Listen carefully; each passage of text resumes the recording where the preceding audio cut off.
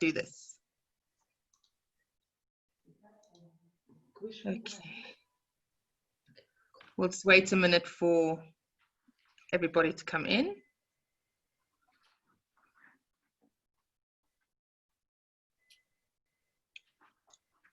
And then I'll run through the rules of engagement.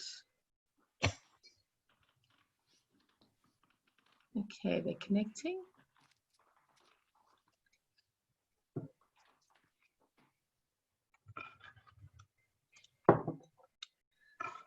Okay, good evening, everybody. These are the rules of engagement for tonight. This webinar is being recorded. No one can see that you are attending unless you would like to ask questions. So if you would like anonymity during the question and answer session, please tick the box to send anonymously before sending your question.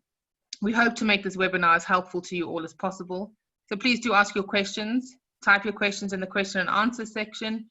Please direct questions to panelists only, starting with the name of which panelist you are directing the question to.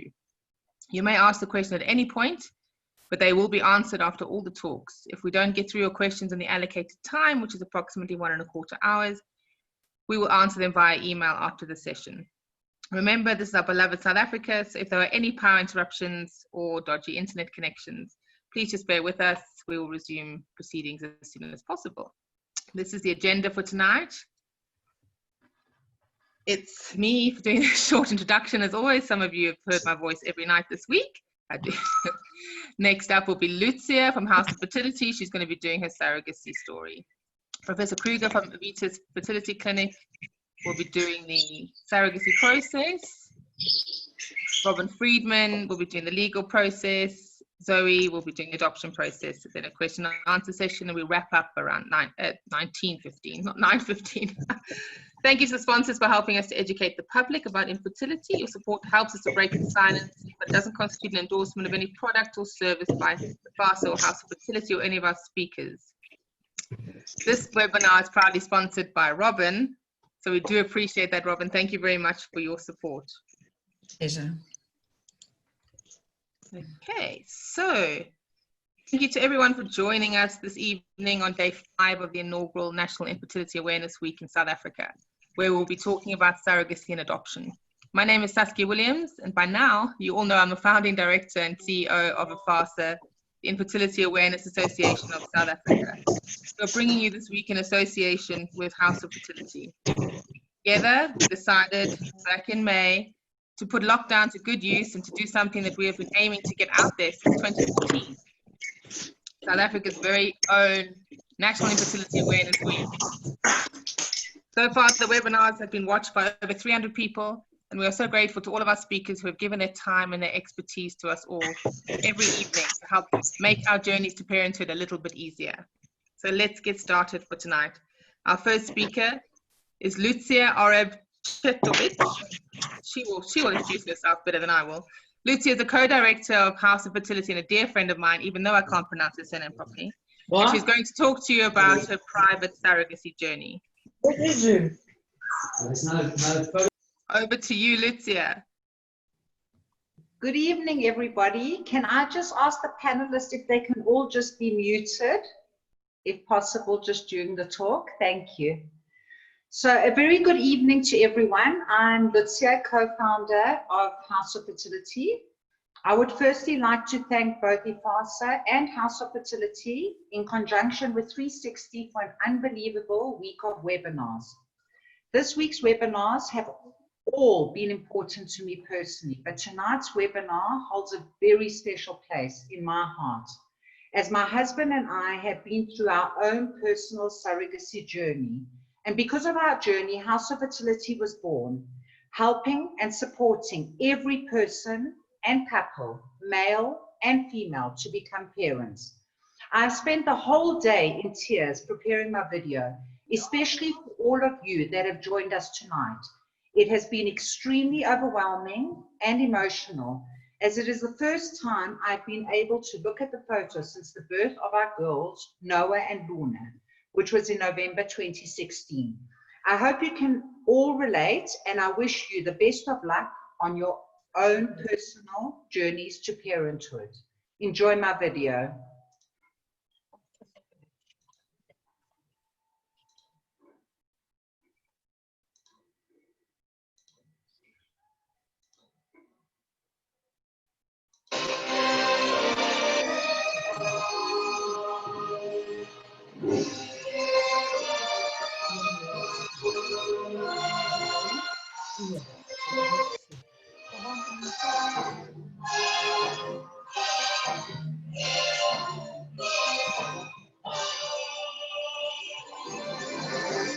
she got a surrogate.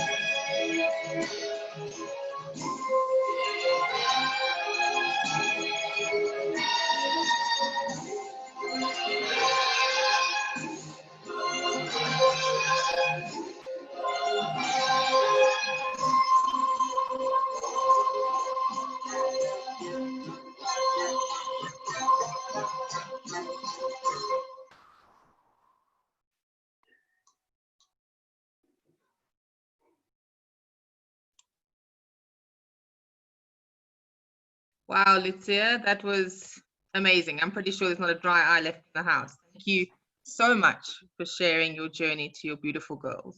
Thank you. Our next speaker for tonight is Professor Kruger.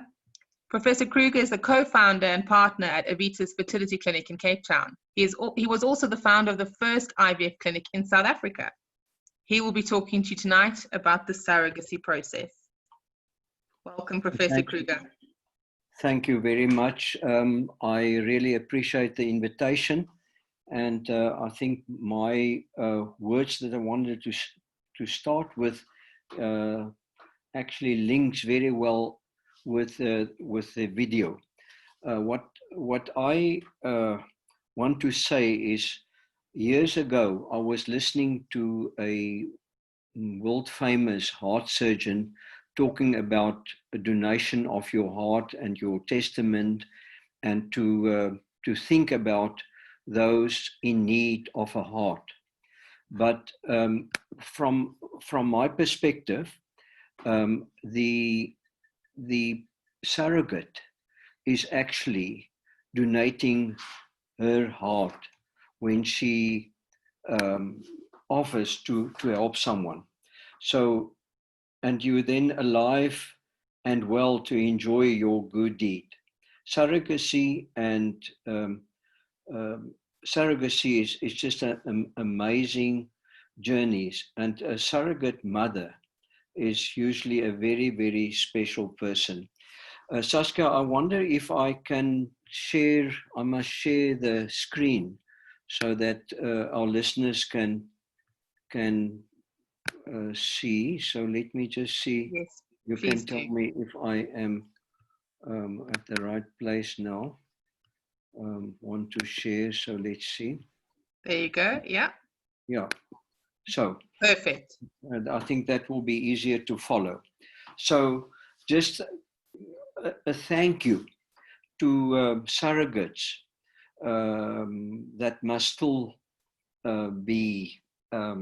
become available, and those that did this wonderful deed. I just want to thank them on behalf of the population. I don't want to say infertile population, of everybody involved in infertility. We're going to talk about the clinical approach, and I want to share a few stories with you. And I'm going to start with the stories because I always think that stories are powerful. So the first surrogate that I've been involved with was from the Karoo. I received a letter about 30 years ago from a lady called Louise van Wyk, and she's very open about what she did. And after my first contact and the process that followed, she then later became a surrogate mother to 3 couples. The first couple was born without a uterus, so they had a little boy. The second couple had a disease called lupus, and she was not able to fall pregnant. And the third one had uncontrolled diabetes and also not safe for her to carry. So that was Louise van Wyk, a woman with a big heart. Now, I also ran into a potential surrogate that was totally against termination of pregnancy. She said that she'll only become a surrogate if it is with a couple that will not allow a termination of pregnancy if there is something wrong with the fetus. And a couple then arrived a few months later. I thought we will never be able to use this potential surrogate, and they had exactly the same wish. In the end, she fell pregnant and had twin boys. And then the last story that I want to share with you is the following, and that is a surrogate that wanted to keep her, not her baby, but the baby. But due to the good legal system, it was all sorted out. The court of law came into operation. The contract saved the day, and the judge ruled that the baby must be placed back into the care of the patient. It's one of those very rare stories, and there's a lot to talk about that, but I just wanted to outline the principles. But because of people that advocate, like Advocate Friedman, I think the chances that anything can go wrong is slim. So those were the 3 stories that I just wanted to touch on. The clinical approach, there are a few principles to share. How do you qualify to be a surrogate? And who can you serve? Who can you help? And the patients that will look for a surrogate must have conditions that can endanger their lives if they fall pregnant. Born without a uterus, obviously, that was the first case that I've talked about with Louise van Wyk. Loss of uterus due to cancer, sometimes after postpartum bleeding, deep vein thrombosis. There are conditions where the patient will be endangered if she falls pregnant because she's got the risk of deep vein thrombosis and embolism and death. Diabetes, I've reflected on that one case. Repeated implantation failures. That means that if someone doesn't fall pregnant repeatedly in spite of all the ART or IVF help, there are other medical conditions like lupus, and then sometimes we get patients where the uterus was actually removed due to fibroids or destructed due to fibroids. And there are a long list of other conditions, but the court of law would like to have a very good reason why you want to use the surrogate. Now, when a couple come to us and asking for help, we must first get a clinical impression, understand what is the reason for the request, do special investigations, and I'm reflecting there on health issues and also infectious diseases. We must know that they are totally healthy. And then we must get to a final diagnosis. For example, this lady suffers from lupus, her kidneys are affected, and for that reason, that will be the final diagnosis, and we must find the surrogate. Now, that is the big challenge, how to find the surrogate.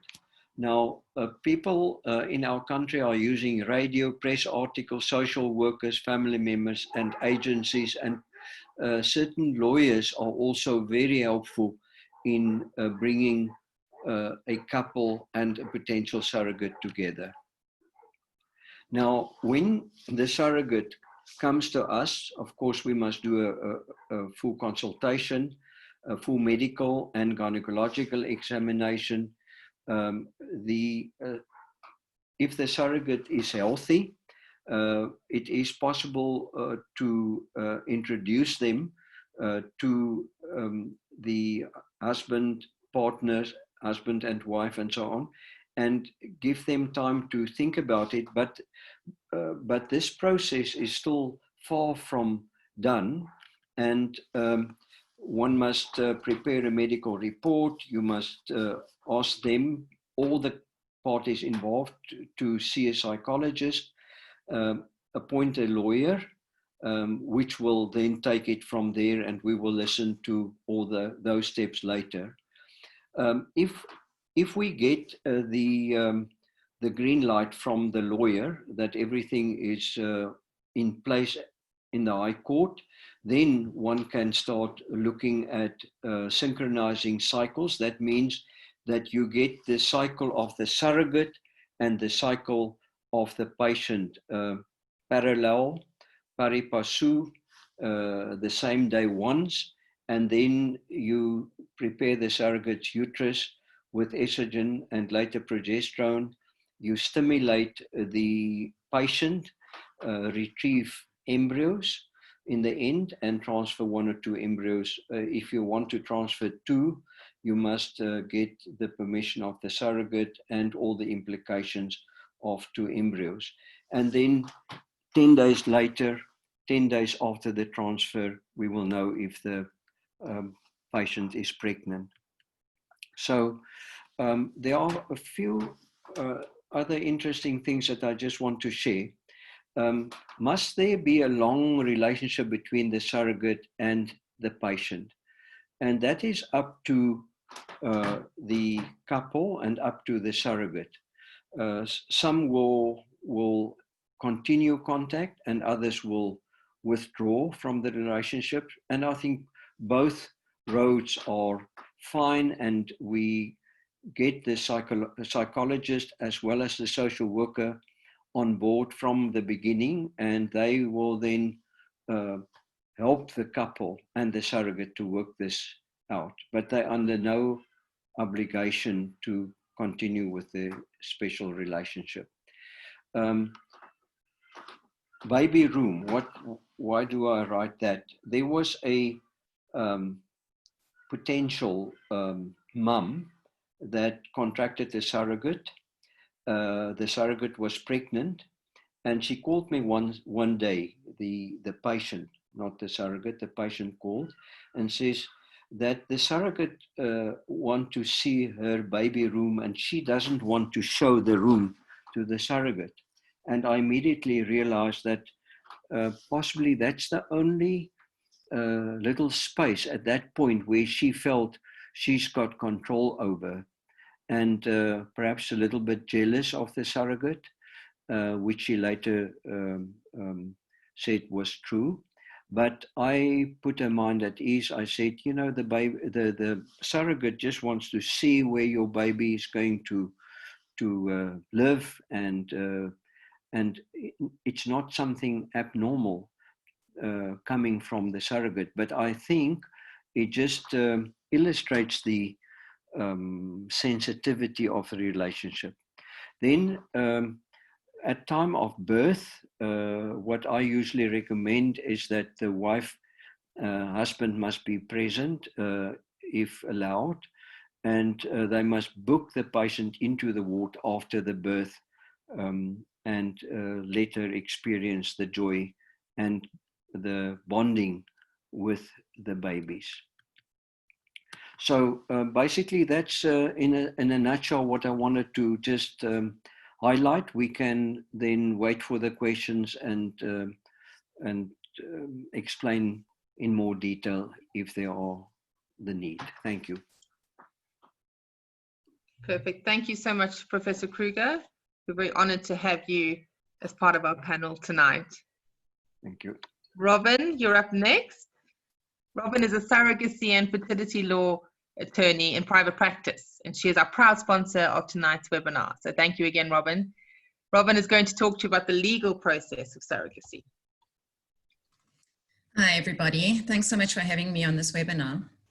So I'm going to talk about the legal process, but before I start working on the whole legal process, I need to get you to the stage of the legal process. So Professor Kruger did outline it very nicely in his slides, so I'm just going to recap for you, because people always approach me and say that they don't know where to start. Where do we start the surrogacy process? So the first step in the process is to actually consult with somebody like me, or you could consult with somebody like Prof. Kruger, who has, he has a lot of experience with regards to surrogacy processes, and start where you can gather as much information as possible. There's a lot of information out on the internet, but I'm always amazed when clients consult with me as to how much misinformation is present on the internet. So just be careful about the information that you take in. So the first step in the process would be to consult with somebody like me, so that I could take you through the entire process from the beginning to the end. I could take you through the process to prevent you from making any costly mistakes along the way. We've got a tried and tested process. This has culminated over a period of 19 years of my own private journey with surrogacy. So the first step in the process is to have the consultation, get full information on the process involved and all the steps, and have somebody to help and guide you along the process so as to not make any costly mistakes along the way. Once you have consulted with such a person, you need to find a surrogate mom. Surrogate moms are really in short supply. The reason they're in such short supply is because they get very little out of it. The only thing they really get out of it is that they've gifted the enjoyment of gifting potential parents with a child.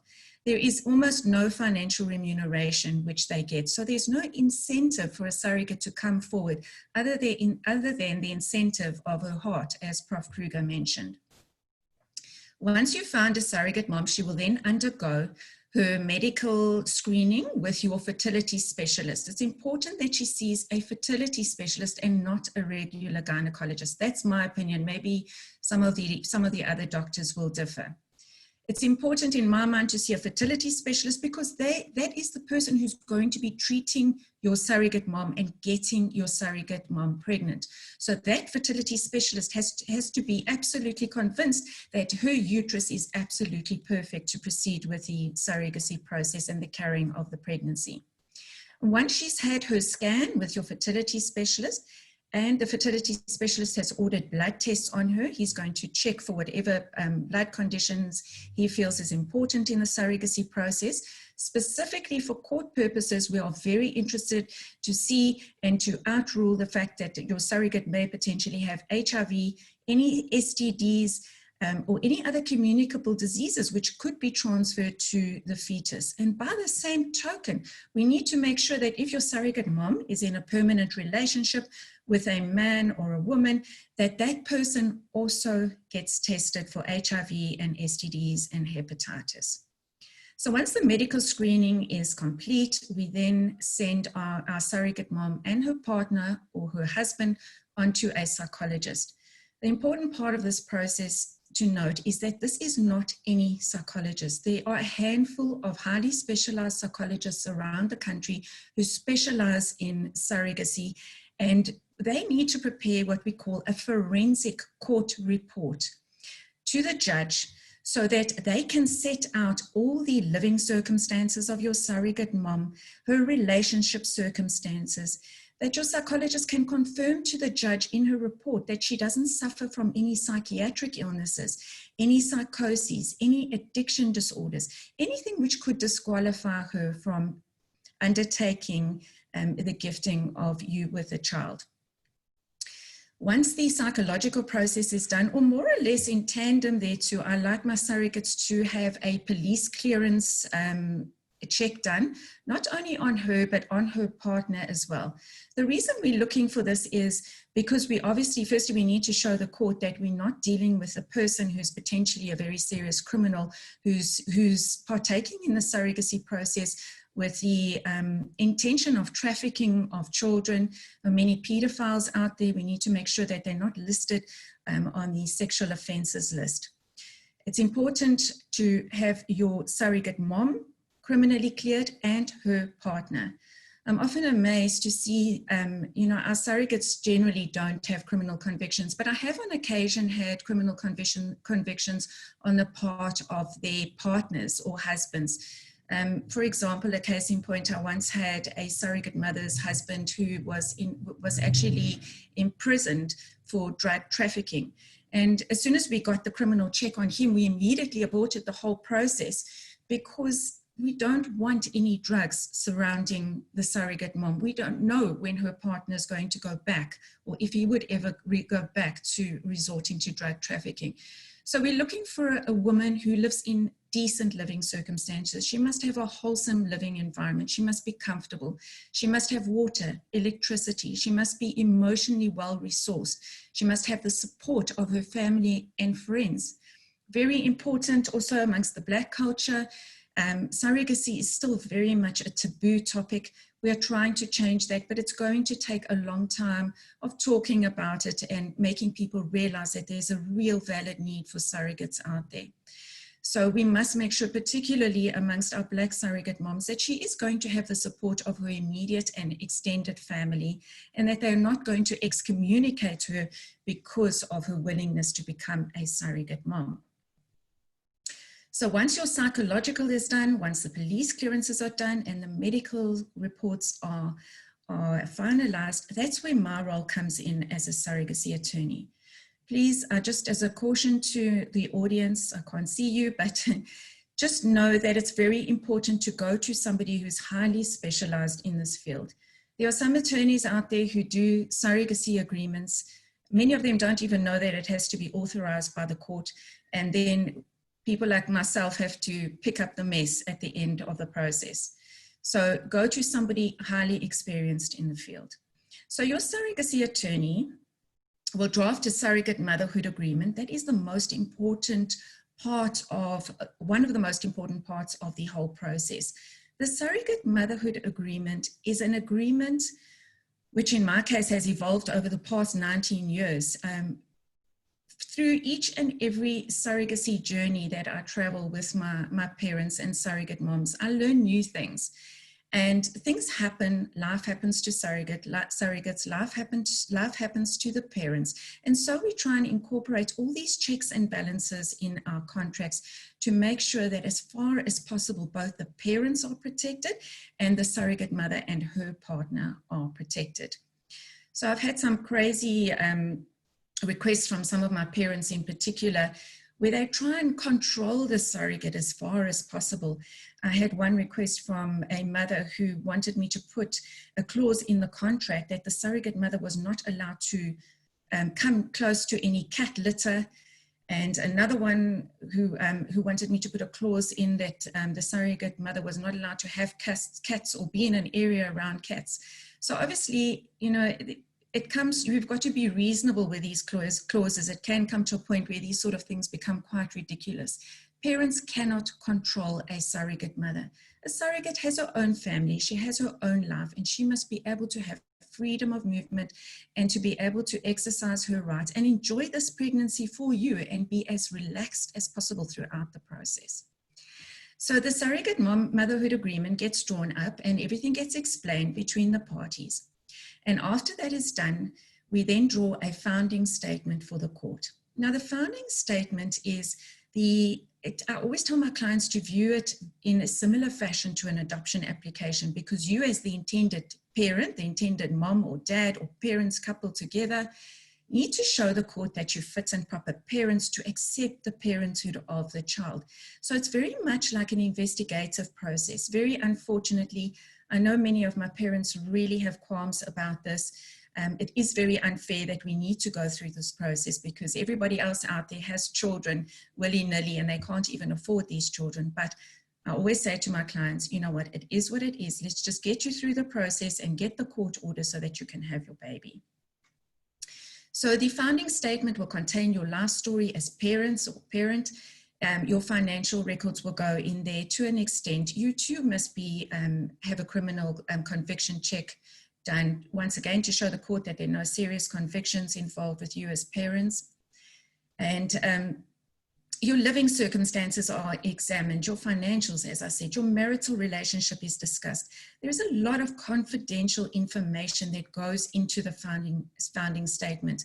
And fortunately for us, we have fantastic laws in our country, because when I file an application, a surrogacy application to the High Court, this doesn't go into the normal filing system as every other matter. So any arbitrary attorney can go and open up your file and read the contents. These files are stored just off the judge's chambers in a separate filing system. And also the names of the parties are not disclosed on an open court roll. I believe the only exception is Cape Town. I've been trying to change that. But up here in Johannesburg, Durban, Pretoria, the initials of the parties are displayed, and that is all. So it is a very nice confidential process.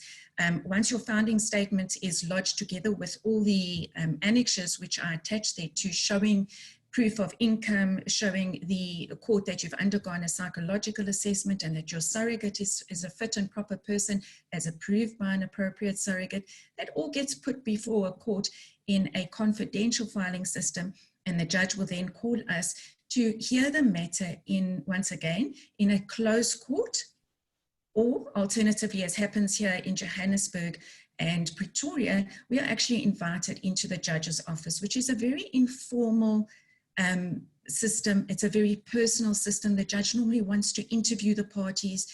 They want to make sure, most specifically, that the surrogate mom is not doing this for financial reasons. The judge wants to meet the people, because paperwork is very black and white and cold, but when they see who the people are, they are often far more at ease about granting or confirming your agreement. So what is the importance of going to court? We, by the way, have the best laws worldwide. Other than the USA, there is no country that can surpass our surrogacy laws. So the most important thing that the High Court order does, and just bear in mind that we are now going to court before your babies have even been conceived. So we're going to court and we're asking the court for two things. We're asking the court to confirm that the parents are the parents of the child to the exclusion of the surrogate mother and the outside world.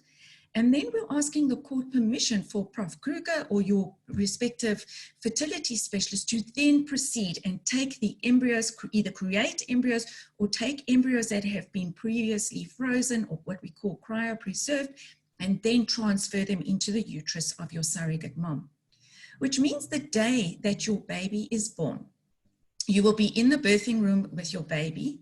You will be able to move into the maternity ward with your child. The surrogate mom will be moved into a separate ward outside of the maternity ward section for psychological reasons. And the Department of Home Affairs should have a representative in-house who will register the birth. You will then take your High Court order, which I will get for you, and you will give the High Court order, not the original, please don't do that. A certified copy of the High Court order gets handed to the representative of the Home Affairs, directing the representative to register the baby.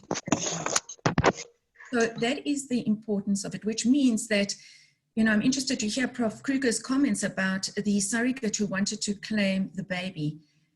Once you have that High Court order in place, it's a foregone conclusion that the parents are the parents of the child up front, and under no circumstances will the surrogate mother ever be the mother of the child. But there's one major exception to this rule. And this occurs where we're using a surrogate mom's own eggs. In other words, the surrogate mom is not only the carrier of the child, but she's also contributing her own eggs, her own genetic material to the whole surrogacy process. In this case, and these are very, very rare instances of traditional surrogacy which gets practiced today. Certainly in my practice, I'm not fond of them at all. I will only do a traditional surrogacy agreement when there are, for example, two sisters, the one sister helping the other, or a mother helping a daughter. And that's where I draw the line. I do not allow in my practice strangers or an unknown surrogate to come forward and donate her eggs and act as a traditional surrogate. In that instance, the surrogate mom can notify the court and elect to claim full rights and responsibilities to the child. And she's got a 60-day cooling off period after the birth of the child to notify the court or to notify the parents that she's going to claim rights to this child. And then an open court hearing takes place. So fortunately, I've never been involved in any case like that because I'm far too cautious, far too conservative. There's no reason to use a surrogate mom's own eggs unless she's your biological sister. Then you can understand there's a definite reason because the genetics are very similar. There are plenty egg donors out there. Prof. Kruger will tell you at Aevitas Fertility Clinic, they have their own egg bank, and it's very easy to obtain an anonymous egg donor. So that in a nutshell is the legal process. And once you have that court order, that child will forever be your child. Your relationship with the surrogate mom can either be tapered off and you can abstain from having any contact with her. That is your call as the parents. If the surrogate does want to have photographs of the child from time to time, it's once again your call as the parents. I always encourage that. I'm a mom through surrogacy, and Lucia will confirm as well. There's no fear. Surrogate moms, all the surrogate moms do not want another child. The surrogates that we tend to use are surrogate moms who have completed their families. So their worst fear is actually the reverse. Their worst fear is, and they often ask me, Robynne, what is going to happen if something happens to the parents? Or what is going to happen if the parents don't like the look of the baby? Because I don't want another baby. And that's generally the direct conversation that I'm having with these surrogates from time to time. So you don't have to ever have that fear if you give out photographs to the surrogate that she's going to come and haunt and hound you. I can tell you through and through my 19 years of experience with surrogate moms, I've probably had one surrogate who was slightly problematic through the process, and she made our lives pretty difficult. But I have to pin the blame on the psychologist. I do not believe that she was properly psychologically screened. That's why I said the psychological screening process for me is the most important part of this whole process. So it's generally, believe it or not, the parents who give the surrogates a hard time. They can at times be very controlling. The intended mother, Prof. Kruger mentioned this, can feel a little bit jealous that now there's this other person who has to carry her husband's child, and there can be acrimony. I've seen that happen commonly. But on the whole, our surrogates are good, wholesome ladies. They are absolutely selfless. They're doing the most incredible thing. And I mean, just know that if you do surrogacy right and legally in this country, things should not go wrong. We've had hundreds and hundreds of, thank goodness, very successful, beautiful surrogacy journeys with lots and lots of beautiful babies being born through our brilliant fertility specialists in this country, who are, by the way, absolutely world-class. So I think I'm going to end off on that. I hope I didn't speak too quickly. It was a lot to say and I was a bit concerned about time, but I'm happy to answer your questions at the end of the session. You spoke beautifully, Robynne. Thank you. That was a wonderful presentation. Thank you very much. My pleasure. Zoe, are you ready? You need to take off your camera, unmute, and start sharing. Zoe is a social worker in private practice, and she's going to talk to you about adoption in South Africa. Wait, now where's it? Whoops, now I can't find my, oh, there we go. Hi, everybody. Thank you. Hi, everybody. Thank you for having me and thank you for the introduction. I'm now going to speak about an alternative way of being a parent, and that is through adoption. I think we're all focused on helping. So go on to slideshow before you start. Slideshow? Yeah. So we can see your full screen. At the top? Sorry. Okay. Here we go. Perfect. Is that okay? Is that okay? Go from the beginning. Click on slideshow and then choose from the beginning. Okay. That's fine. Can you see? Yeah. Hello? If you go to slideshow, choose slideshow again and just click from the beginning. There you go. And then at the left, perfect. There. Click there. Okay. Sorry about that. That's perfect. Okay. Thank you.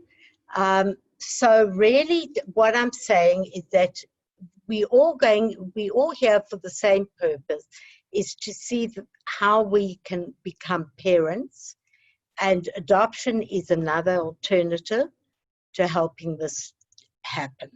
So in terms of adoption, we look at the adoption triad.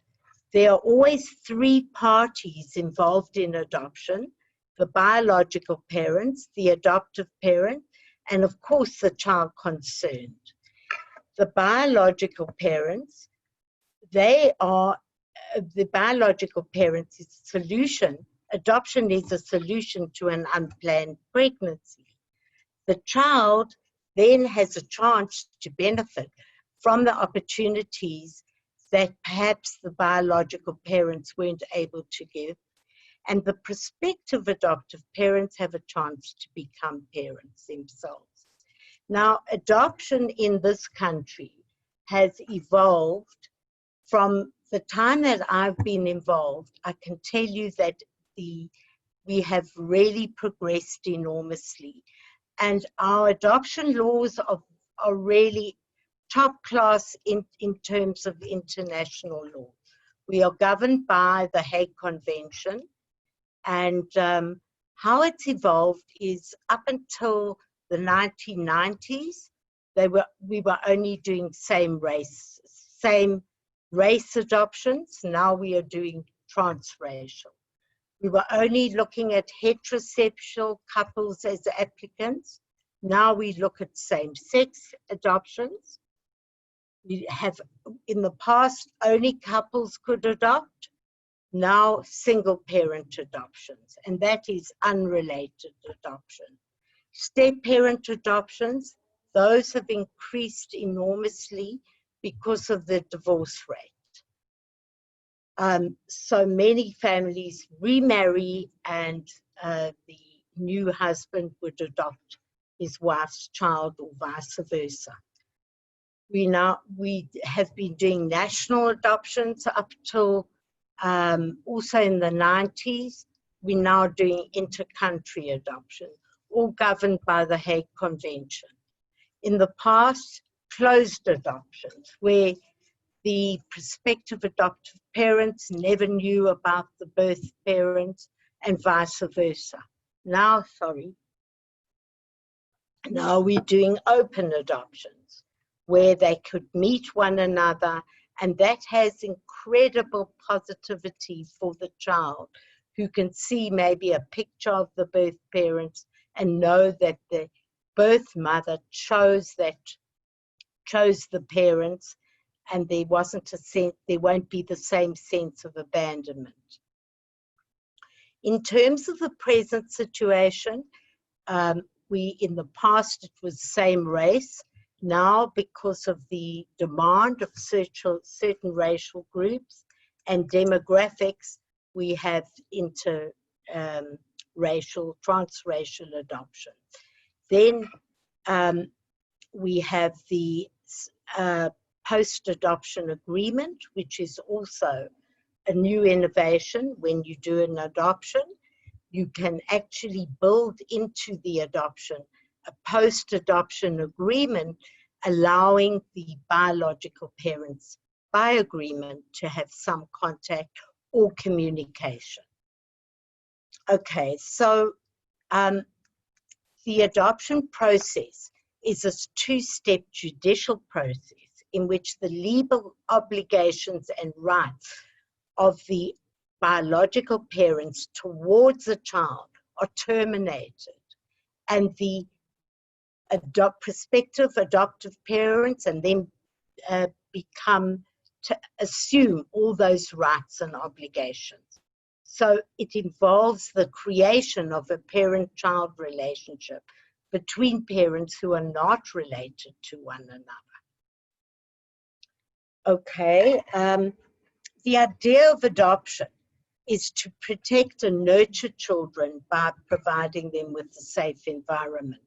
And it is permanent. It is different from other forms of alternate care in that it is there forever.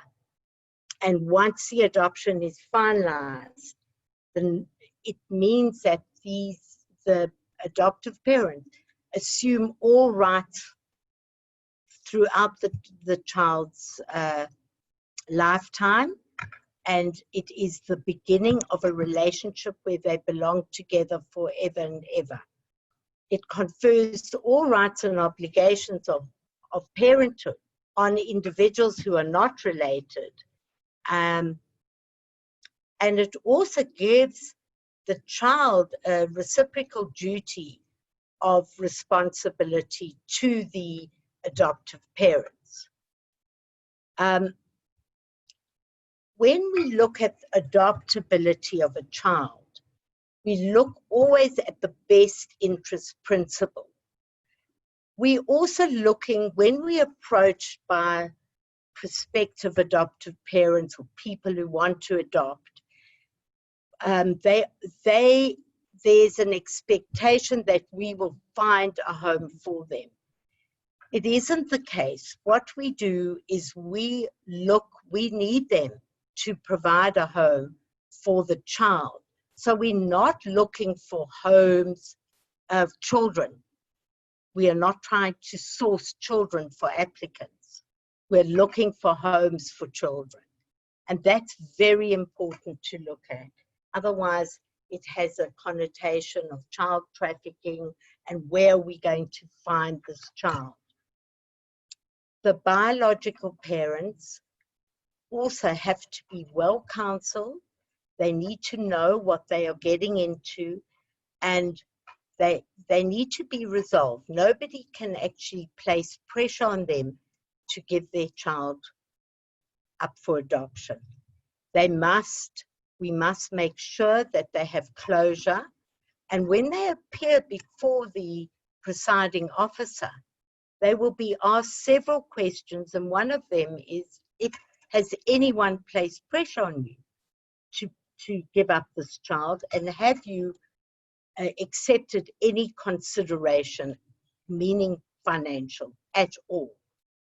That is most important, and we cannot incentivize a biological parent to place their baby.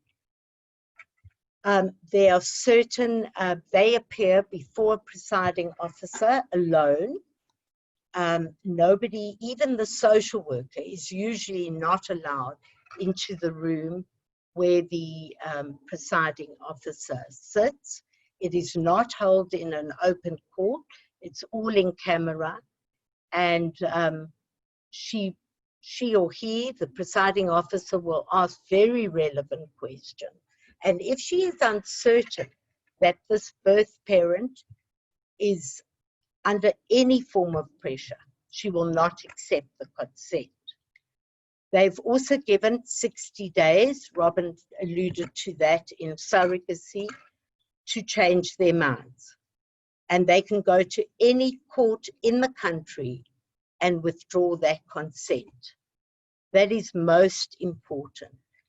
And only after the 60 days consent period has lapsed is that child then adoptable.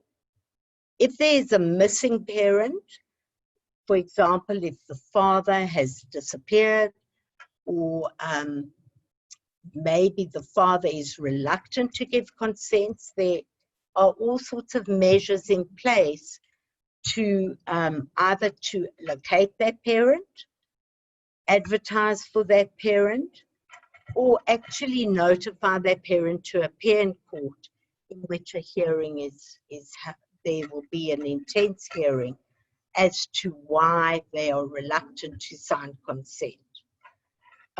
So that child will not become adoptable until the full legal process has been followed.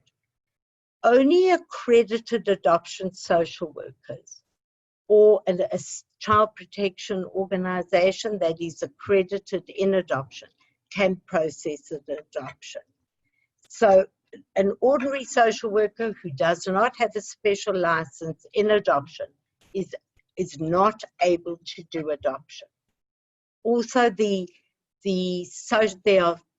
are very detailed guidelines in terms of what we have to follow throughout the process.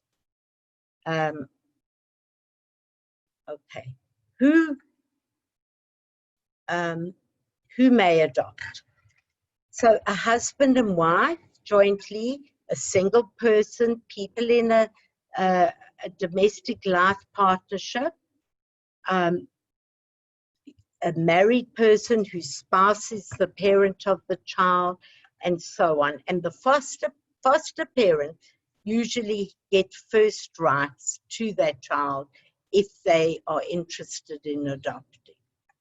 Okay, I'm going to skip that because I've covered this. The procedure for the adoptive parents, they need to be fit and proper. And it's very similar to what Robynne mentioned in terms of commissioning parents in a surrogacy. We need to prove to the court that they are fit and proper. Then also, although it's not written legally, there are the regulations stated that they either have to be South African citizens or permanent residents. And that seems to be the application of the courts at the moment. So in terms of the screening, we need to have series of interviews. Police clearance is imperative. So are sexual offences register clearance. And there are some snags in getting these things, particularly during lockdown. Government departments are often in quarantine these days, and it can be cumbersome. The screening consists of several interviews where we look at relationships, background history, how the infertility, feelings around the infertility, understanding the relationships within the family support system, the expectation of the child.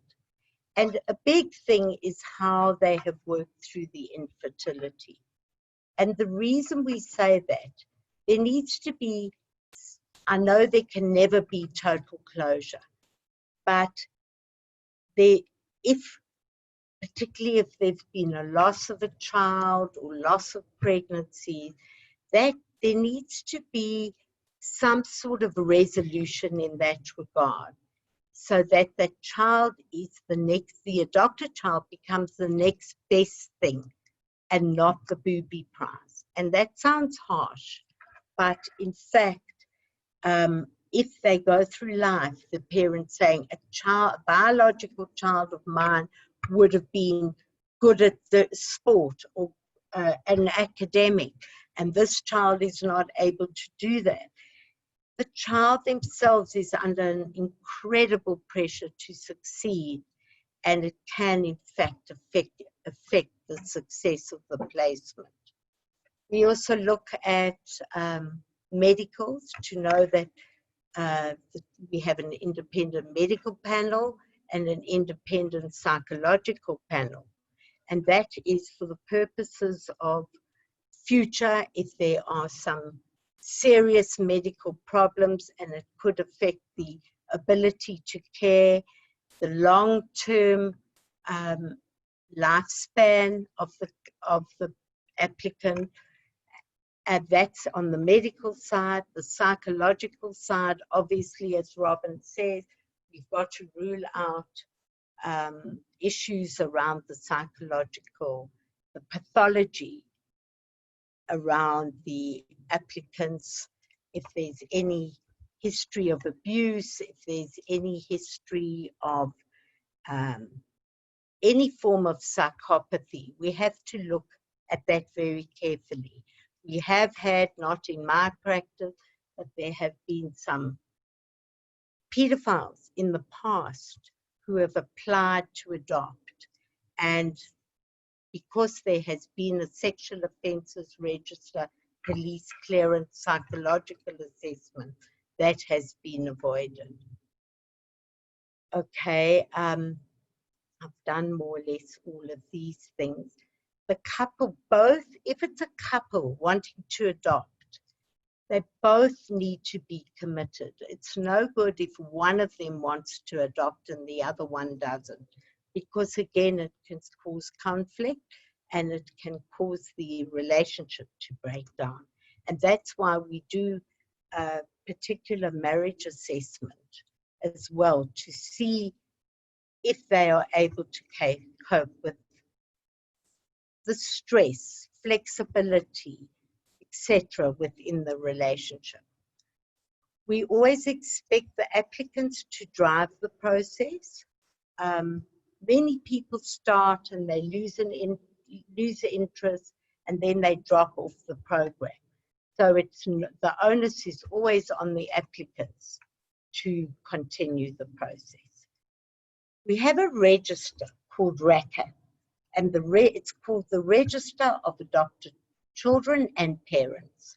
And that register, once we have approved of a prospective applicant, we then place them on that register, which is a national register, and they are now ready to adopt. Now that couple will be viewed by all the practitioners throughout South Africa, and if there is a baby that is adoptable, they would approach, it's a network, so they would approach us and say, A, B, and C couple, are they still available? And in that way, we maximize the placement of every child on that register, because all the adoptable children also go onto that register. So it really maximizes every child to have a home, and those children who are not placed within the country then become available to go to overseas countries that South Africa has an agreement with. Also, in terms of assessing the child, the baby for adoption, medicals are also performed on the baby. We go into the background history wherever we can on the birth parents. We go into the academic history, the progress, the hobbies, the interests, so that we can give the child one day a really detailed background report, if at all possible. And that helps tremendously to answer the child's questions and also to make for a successful placement. So if a child comes from two parents who are extremely athletic, we will try and find a similar family. We won't place that child then with a family who are very academic, who don't spend a lot of time outdoors. We can't play God, but we try our best to find the most suitable kind of background match. And we learn a lot from our adult adoptees who we keep into contact with, or we do work at helping them to trace their roots. And when we've asked a group of them, what do you think are the most important factors going back? What would have been the most important thing for you when you were placed with a family? And you know what they said, which really surprised us? They said temperament. Well, we can't match temperament, but we can try and match in terms of sameness. So wherever we can, we will. I think a lot of this we have covered already, and I think I would rather, there are certain situations where consent is not required by the birth parents, but it's very few and far between. And we really believe that adoption is what we call a family preservation process, where we are giving that child the opportunity to reach his or her full potential in a warm, nurturing, and loving environment. So I will wait for questions if there will be any, and please don't be shy to ask. Thank you. Thanks, Zoe. There are a few questions, and I'll get to them in a minute. I'm going to just talk a little bit about my experience. Thank you for your beautiful presentation. Okay, so I'm going to share my screen so you don't have to look at me. You've seen quite enough of me. Let's see if I can find it. Okay. I can't. That's typical, right? Okay, so I'm afraid you have to look at my face. I'm not going to tell you my whole journey. I'm a mother through adoption, through Zoe. She was my social worker, or our social worker, I suppose. I had a long journey with infertility spanning 7 years, and you can see my full story of infertility, loss, and adoption on our website, www.ifaasa.co.za, under personal stories. But tonight, I just wanted to run through a few different things that I struggled with during the process and what you need to keep in mind when you consider adoption. So some of the things I struggled with was when we were on the list, I struggled with not knowing what was happening. The social workers don't tell you when they give your profile to a birth parent, as it would get your hopes up. So you don't know the times you were chosen second or third. You just hear nothing. As Zoe said, they also ask you to keep in contact with them so they know that you are still interested. So I used to send monthly emails. The second thing was my worry that my family would not treat my child the same as my niece or nephew. I was worried my parents wouldn't see him or her on the same level as their biological grandchildren. That fear only went away when he came home, and I can see now that genetic connection means nothing. He's really loved just as much. When you're considering adoption, you need to think about a couple of things. Can you cope with everybody knowing that your child is adopted? To me, this should never be a secret. If you are open from day one, it will never be a big thing in your child's life. Are you willing to send, the second thing you need to decide if you can cope with, or are you willing to send the required updates? Your adopted child is yours by right. The adoption order even states that the child is now yours as if born to you. No one can take that away, and so you should never withhold updates out of insecurity. By updates, I mean some adoptions require 6 monthly photos and notes on how the child is doing. You send them to your social worker, and then the birth parent or the birth parents can request them should they want to see them. Are you also not able not to worry about what everyone thinks, including your family? Everyone seems to have a horror story about adoption. Don't listen to them. This adoption is for you, your partner if you have one, and for the child. Your family and friends will support you, and if they don't, then it is their loss. I've certainly found out who my real friends are on this journey, and while it hurt me in the beginning, I now know that it really doesn't matter. Believe me, you love your child with every fiber of your being, and you do forget that they are adopted. It comes up every so often in everyday life, but for the most part, you live your life as a normal family. I'm aware that we were extremely lucky to get placed so quickly. We were only on the list for 13 months, and with a Caucasian child, and that there are people on the list who wait for much longer than we do, or we did. In fact, social workers sometimes close their list for Caucasian children while they desperately try to find families for the millions of children of different races, which are currently available for adoption in South Africa. But I encourage you not to listen to anybody else's opinion when you are making the decision about race. It is yours alone to make. So those are a few of my notes of our adoption journey. If you, as I said, if you want to see our full journey, you're welcome to look at it on our website. So, and ask me any questions you wish to ask. I'll probably answer them via email because we do have quite a lot of questions to now get through. So good luck on your journey. And it's question time. Are the panelists ready?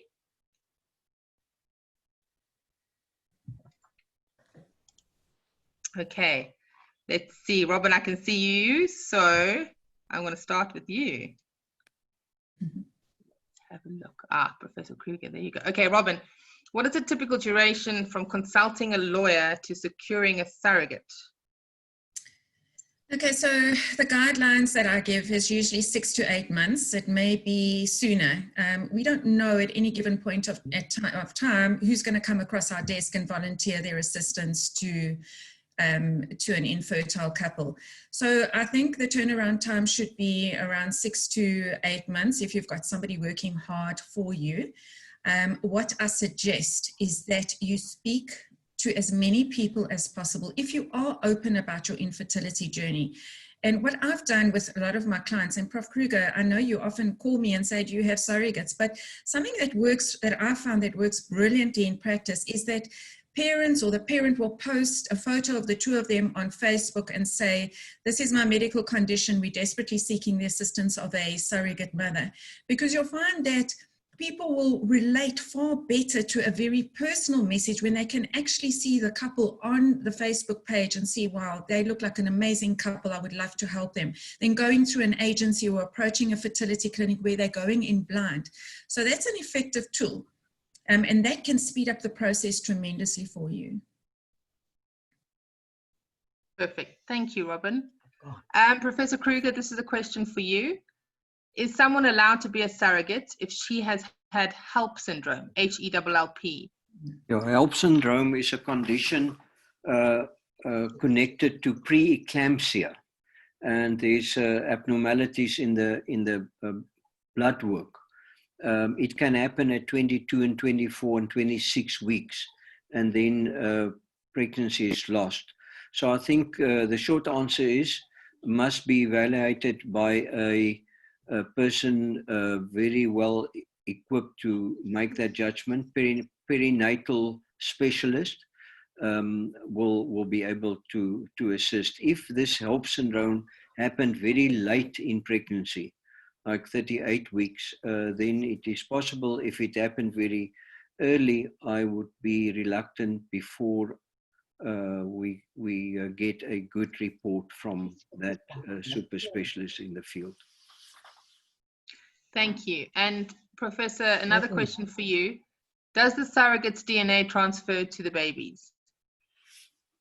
There's this story about epigenetics, and it is a reality, but we know very little about epigenetics at this stage. But we know that the surrogate's mitochondrial DNA can make a fingerprint on the embryo, but the impact is not huge.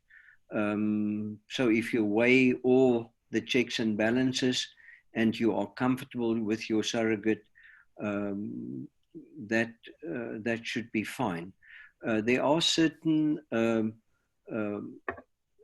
new information on the epigenetics or the fingerprinting on the embryo, but the latest information is still very small impact. The big impact is from the chromosomes from husband and wife forming that embryo. Thank you, I think perhaps lifestyle, it's so important. I think that Robynne will underline that, you know, you need to be comfortable. First, the lawyer must be comfortable with the surrogate that they present. The doctor must be comfortable. The lifestyle must be good. It's been touched on, but I think that is more important than anything else. So if the surrogate is a smoker and there are certain lifestyle issues and really very, very overweight, I think it's better to decline her. We need a healthy match with the couple. Thank you, Professor. Lucia, there's a question for you. How did your husband feel about having another woman carry his children? And how did you feel about another woman carrying your babies? Saskia, it was very emotional, but my husband was very good with the whole process. He stood by my side, and as far as I was concerned, it was hard. You basically giving yourself as a mother, as a parent, you're giving the job of caring to somebody else. So it wasn't easy, but I had the support of my husband and of everybody else around me. So it ended up being good. Excellent. Thank you. Robynne, this person's clinic is in another province. Does their surrogate need to be in the same province as their clinic? No, definitely not. So we do a lot of interstate surrogacies.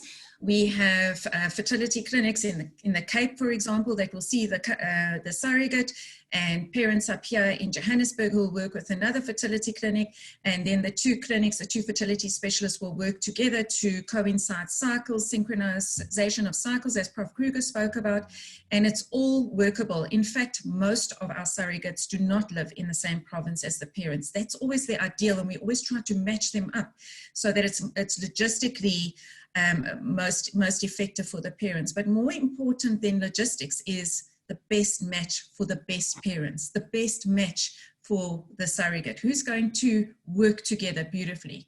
That's what I base that always on a gut feel, that matching process. It's never about where the surrogate lives. That's just a logistical issue. Thank you. And how long does it take approximately to get a high court order? So from the time that you would sit with me, for example, from the time of our first meeting, we then undergo all the medical tests, the psychological tests, police clearances, and we draft the papers. The typical turnaround time is between 6 to 8 weeks, and then your application will be lodged in court. That is very much dependent on your psychologists giving me affidavits and the doctors that give affidavits. So yeah, Prof. Kruger is brilliant at that. I send him an affidavit and it's signed in 2 days. So he never delays the process, but some doctors are very busy and caught up, and there can be delays, and the psychologists often delay reports. So that's all dependent on that.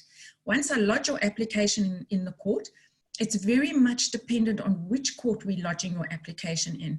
In Johannesburg and Pretoria, you will have a turnaround time from date of submission of your application of around 3 weeks. Cape Town is amazing, about 10 days. Durban is the worst in the country, unfortunately, very bad administratively. So we've waited 6 to 7 months before we get a court hearing. That's very unfortunate. Can I say something? Sure. Robyn, thank you for that compliment, but it's actually my wonderful nursing sister Fourie that is making the fire and make sure that things happen very fast. So I give her all the credit. Thank you. Oh, thank you. That's very sweet. Robyn, well, just elaborating on that, are there any delays now that we're obviously within the pandemic that we're going through in reference to court applications? You know, Johannesburg, strangely enough, is working really well. What's happening is we're loading our applications on a system called Case Lines. The whole application gets loaded electronically, and then we're having a Zoom court hearing as we are here. So it's actually working pretty well. In Pretoria, they are in a bit of a shambles, so it's not going too well there.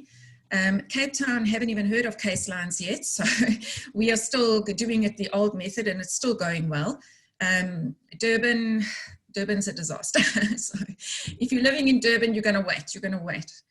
But other than that, COVID hasn't really affected the court process, other than the strict lockdown period where the court was definitely shut. Okay, thank you. This is a question, I don't know, it'll probably be for Professor Kruger. It's from a gynecologist.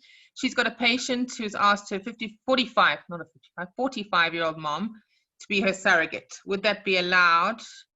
I actually did extensive genetic counseling as her mom is advanced age, and someone actually said it's not allowed for a mom to surrogate for a daughter. So I just need clarity. Of course, I understand the concerns regarding her age, but I'm just interested in whether it's allowed or not. So that'll be Robyn or Professor Kruger. Yeah, I think from the medical point of view, if it's the mum just being the carrier, the true surrogate, and not the traditional surrogate. And I just want to reflect on that for 1 second. Robyn, I totally agree with you that half surrogate or the own gametes of the surrogate being carried by herself is totally, from my perspective, a no-no. It's dangerous. And luckily, it's very rare. If they're referring to this 45-year-old mum to be a carrier, it's 100% if she's healthy. To use her gametes, her eggs, her oocytes is a no-no because the pregnancy chances are almost zero at 45. So I'm not 100% sure, but I think I've given 2 answers. If the young daughter eggs can be used, that is of course then a pure surrogacy. Mum is carrying for her for some other reason. So just to add on there, if I may, there's no legal impediment to that situation from occurring. Nowhere in the Act does it say that people so genetically related can't act as traditional or carrying surrogates for the other person. It's perfectly legal. Thank you. Zoe, there's one for you. How long does it take from application to adopt until you can take a baby home? Depending on the availability of children, any time from the time that we've completed the screening, which on average can take about 3 months, they will be eligible to adopt. But again, as you mentioned, Sass, Caucasian children are very, very rare. If you look at the demographics of South Africa and you look at the population, the majority of children available for adoption are usually our Black children, and we are desperate for homes for them. And particularly over lockdown, many of the children were stranded here. There was a moratorium for the first levels of lockdown, so children weren't moving, and the children available for inter-country adoptions are stuck here at the moment, which is very sad. So they've been waiting for homes, and our places of safety are full. So actually there are many children locally available for adoption who haven't been allocated. So depending on what the need is of the couple and what the best match, and if they're prepared to go transracially or same race, if it's a Caucasian or an Indian baby, they can wait long time. And if it's going to be a black child, we are desperate for homes. So it could happen within the 3 months or immediately after they are on RACAP. I hope that answers the question. It does. And what are the costs involved, Zoe? In adoption? Yeah. The costs are quite, they are controlled.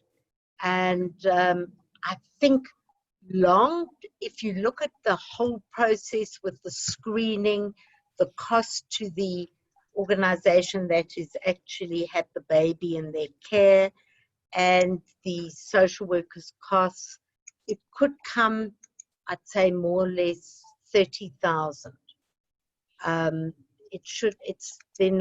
We don't pay for hospital costs any longer. It's allowed, but the Department of Social Development frown upon the fact that people source a child themselves.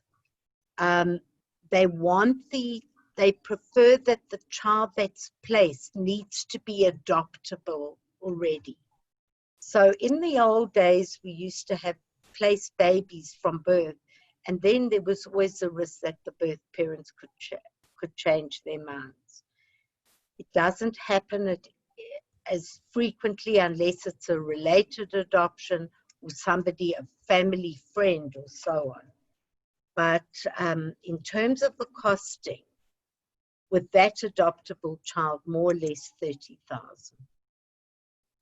And it's not all payable at the same time. No. Thanks, Zoe. And a single woman over 40, they're allowed to adopt, aren't they? That's a question. Yes, that's correct. They can, as long as they fit the criteria, which are they healthy? Single woman, we look at then the resources, we look at succession, what happens in the event of their death, who will look after the child. We may even screen other people. We look at the support systems. But yes, of course, they are able to adopt. Okay, and somebody else asked about, I've heard there are many children, but not so many newborns. I'd like to adopt a newborn. Race isn't an issue. Also, can I specify sex? They can definitely stipulate on sex of the child. The gender is not a problem, and we really try to make people comfortable, the applicants comfortable with their choices, because we believe that will make a successful adoption. So newborn would probably be, if you fulfill the adoptability criteria, probably the earliest with the consent period, etc., probably 4 to 5 months. And that we still consider that as a very young child. Thank you, Zoe. Okay, we're running out of time now, so we're going to take just a couple of other questions. And then if you do have any more questions or your question hasn't been answered tonight, please email it to me, Saskia, Saskia, at IFAASA, IFAASA.co.za. Okay, Professor Kruger is one for you. With regards to the surrogate, does she need to undergo the full IVF process? No. When both Robynne and myself talked about the synchronization, so she's the carrier. The oocyte is most often coming from the patient or the person asking for help. She will undergo the IVF process. The eggs will be retrieved, fertilized, embryos will be created, and only a transfer of embryo will happen in the uterus of the surrogate, but the surrogate's uterus will be prepared in a special way. So she's just taking tablets and suppositories at a certain point to create the environment conducive with pregnancy. Thank you. And then I think this is for Robynne. What is the starting point for a couple looking to go on the surrogacy route? I.e., do we consult a lawyer first, or go through our fertility specialists, or do we go to an organization like House of Fertility? Okay, so yes, you could, you know, I'm not really a lawyer in the strict sense of the term. So a big part of what I do is offer free guidance and support throughout the whole process. So it'd be great to start off with either House of Fertility, where Lucia could guide you on the surrogacy process, or come and see me, or we could Zoom or have a Skype call so I can run you through the whole process. And also not only run you through the process, but stand by you. Myself and my staff will be there, hopefully, God willing, every step of the way to guide you through the process so that you know where you're going, help you with, introduce you to fertility specialists, introduce you to psychologists, get all the documentation together so that you're not lost in this process. I mean, the whole reason I got into this profession, I mean, I was a commercial lawyer more than 20 years ago, and I underwent the surrogacy process. It was a very, very, very lonely road, because I was the only person I'd ever heard of 20 years ago who had started surrogacy. And that's where the passion came in, and I realized there was a real need, because I didn't know where to start. I just started where, you know, at the most logical place that I thought was possible. So you're not going to be alone. You need support. You're going to need help. The psychologist will support. I can support. House of Fertility can support. IFAASA can support. So there are a lot of good people around who are able to support and assist through this process. But yes, start with me or start with the House of Fertility. Chat to Prof. Kruger, chat to your fertility specialist. They will invariably refer you on to someone like me or House of Fertility to get knowledge on the process. But don't, as I said, don't leave everything you read on the internet. Don't let that throw you off path. Okay. Thank you, Robynne. Can I just comment? I just want to say that the words that your audience must listen to, the words that is so true coming from Robynne, the support that she gives, the passion is there, and the patients are not alone. And I think it's a network.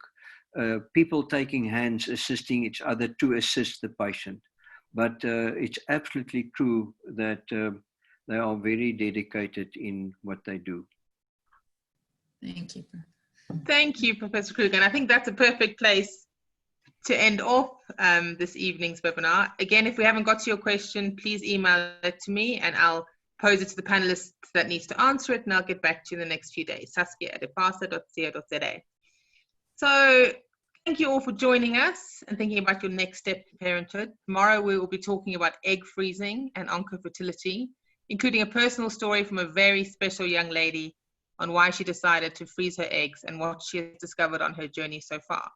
Please register on our website, niaw.co.za.